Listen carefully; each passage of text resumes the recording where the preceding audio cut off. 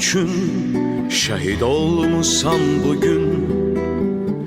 Vətənin eşqi təmizdir, andımız şərəf, bunu gördü hər tərəf. Vətən hər şeydən əzizdir,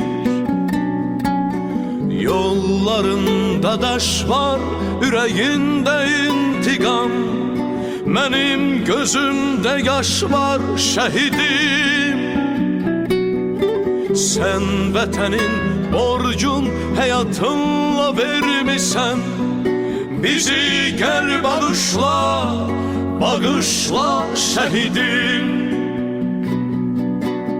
Torpağında ölməyə biz də hazırıq. Şəhidlərin qanıyla tarix yazırıq. Xalq üçün can verər, şəhidlər ölməz.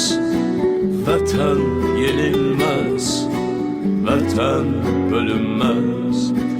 Torpağında ölməyə biz də hazırıq.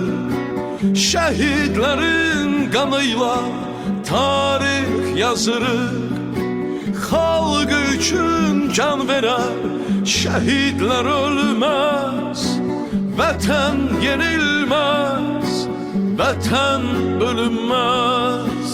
Torpağında ölməyə biz də hazırıq.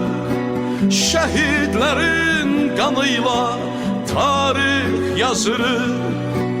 Xalq üçün can verər, şəhidlər ölməz. Vətən yenilməz, vətən bölünməz.